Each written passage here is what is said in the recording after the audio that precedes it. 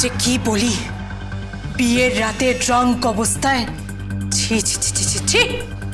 আরে এখন এগুলো কথা বলিস না, একে এত টেনশন হচ্ছে, শরীরটা ভালো লাগছে না। এখন কি করি বলতো? বাইরে একটা অ্যাম্বুলেন্স রাখা আছে, বডিটা সোজা গিয়ে অ্যাম্বুলেন্সে উঠবে, তারপর বডিটাকে পাচার করে দেওয়া হবে। মোটা টাকা দিয়ে অ্যাম্বুলেন্সটাকে হায়ার করা হয়েছে, বুঝেছো? তারপর বডিটা কোথাও গিয়ে ফেলে দিয়ে আসবে। আজকে বিয়ের রাতে তুমি যে কাণ্ডটা ঘটিয়েছো আমি ভাবতেও পারছি না। আজকে তোমার বিয়ে ছিল, কিন্তু এখান থেকে বডিটা নিয়ে যাওয়ার সময় যদি কেউ দেখে ফেলে, নিচে তো সিকিউরিটি গার্ড আছে। সবাইকে মোটা টাকা দেওয়া হয়েছে, জলের মতো টাকা খরচা করা হয়েছে, কেউ কিচ্ছু বলবে না, সবার মুখ বন্ধ করে দেওয়া হবে, বুঝতে পেরেছ? চুপচাপ যাও, এই মেয়েটাকে তাড়াতাড়ি এখান থেকে সরিয়ে দাও, অ্যাম্বুলেন্সে গিয়ে তুলে দিয়ে এসো, যাও। আর হ্যাঁ, স্কুটিটার নাম্বারটা ট্রেস করো, অনলাইনে ঢোকো, গিয়ে দেখো এই স্কুটিটা কার। Immediately do it, do it. আমি দেখছি। বডিটা এখান থেকে নিয়ে যাও, যাও।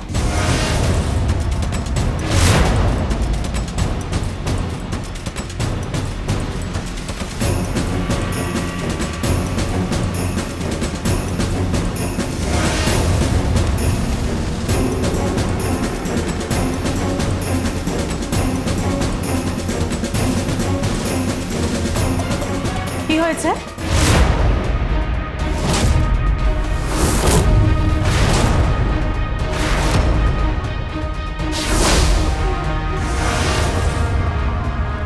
তোমরা এখনো পর্যন্ত খেতে যাওনি কেন? হ্যাঁ সেটাই, এত রাত হয়ে গেছে, চলো। এ কি, এখানে স্ট্রেচার কেন?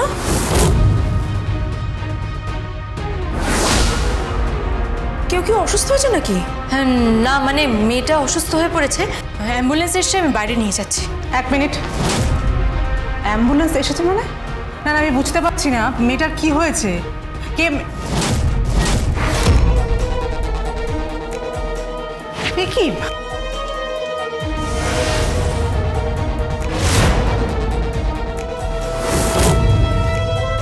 কি? এটা তো পরিশীর কেয়ারটেকার। মেয়েটা তো অসুস্থ, আর পরিশী বা কোথায়? পরিশী নেই এই মুহূর্তে। পরিশী এই মুহূর্তে নেই মানে? না না, আমি বুঝতে পারছি না পরিশী কোথায়। মেয়েটা অসুস্থ, মেয়েটাকে অ্যাম্বুলেন্স করে নিয়ে যাওয়া হচ্ছে, এখানে বর দাঁড়িয়ে আছে, আমি কিছু বুঝতে পারছি না। একটু ক্লিয়ার করবে কি হয়েছে? হ্যাঁ কি হয়েছে, কি প্রবলেম হয়েছে ওর? আমি দেখি। না, ওকে ছোবে না, ওকে টাচ করবে না। কেন, কি হয়েছে? She is dead. She is dead. She is dead.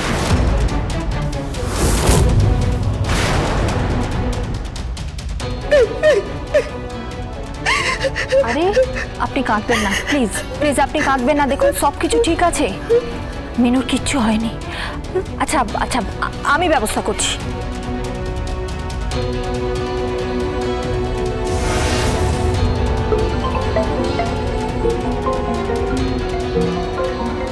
Hello, আমি বলছি বড়বাবু।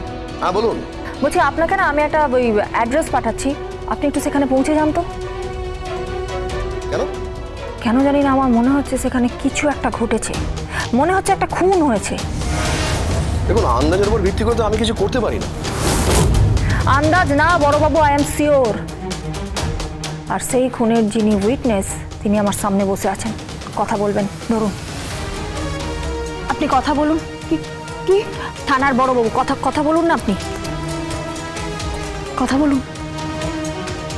হ্যালো, কে? আমি পরিশী লাহিড়ী বলছি। পরিশী লাহিড়ী মানে ওই অধ্যায় সিনার সঙ্গে যার বিয়ে হচ্ছিল? হ্যাঁ, কিন্তু আমি তো সেখানে ডিউটিতে ছিলাম, আমি তো ঘন্টা খানেক হলে ফিরেছি। আপনি অ্যাডভোকেট গীতার সঙ্গে কি করছেন? আমার যে কেয়ারটেকার, আমার যে কাছের মানুষ, আমার অন্ধকার জীবনের সঙ্গিনী, আমার দৃষ্টিহীন জীবনের সঙ্গিনী, তার সাথে না কিছু একটা হয়েছে, তার সাথে। আমি না চিৎকার শুনতে পাচ্ছিলাম, আর তার সাথে সাথে হাসিরও আওয়াজ পেয়েছি আমি। কতগুলো মত্ত পুরুষের কণ্ঠস্বর, আর তার মধ্যে না আমার স্বামী কণ্ঠস্বরও ছিল। কি বলছেন আপনি? মানে আপনার বর ওই অধ্যায় সিনা? উনি ওখানে ছিলেন, জানেন, উনিও ছিলেন। আর আমি মিনুর কণ্ঠস্বর শুনেছি। মিনু চিৎকার করে বলছিল যে আমাকে ছেড়ে দাও, আমাকে ছেড়ে দাও তোমরা, আমাকে বাঁচাও তোমরা, আমাকে ছেড়ে দাও। তারপর একটা ধস্তাধস্তির আওয়াজ, আর খুব বড় চিৎকার।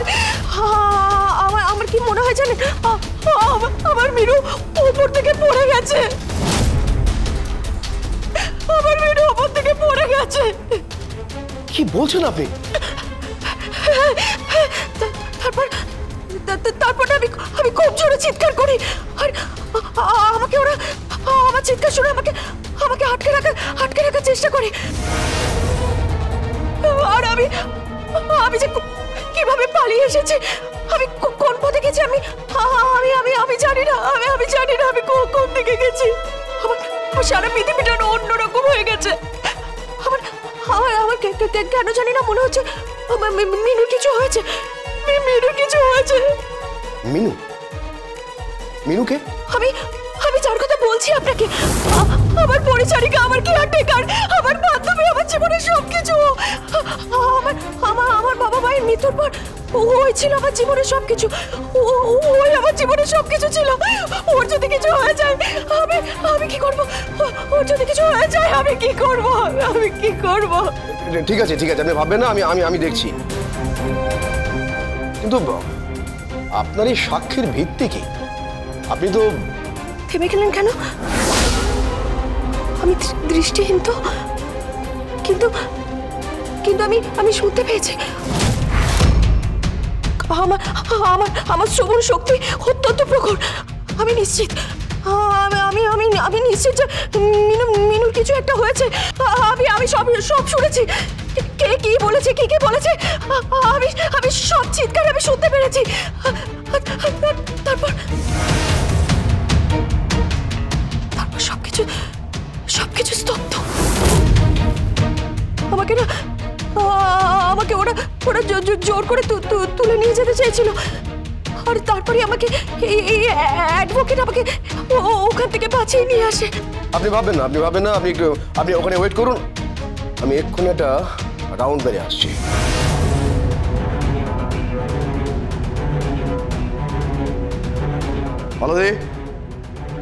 পালদি স্যার, চলো বেরোতে হবে। কোথায় স্যার? পড়শির বাড়ি।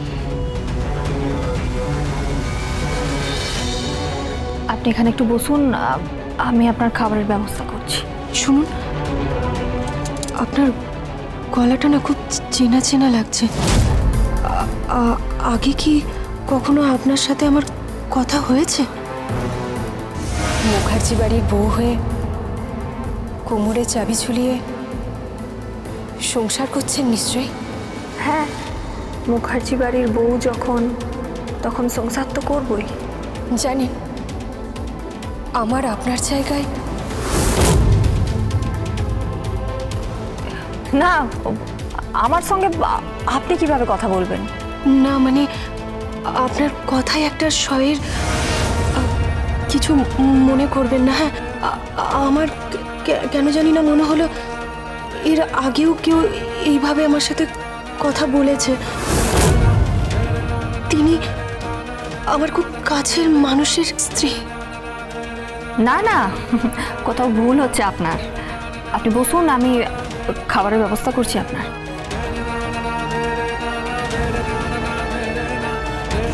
তুমি পুলিশকে সত্যি বলে না কেন? না, বলা যাবে না। যদি সত্যিটাও জেনে যায় তাহলে ও তো এখান থেকে চলে যাবে।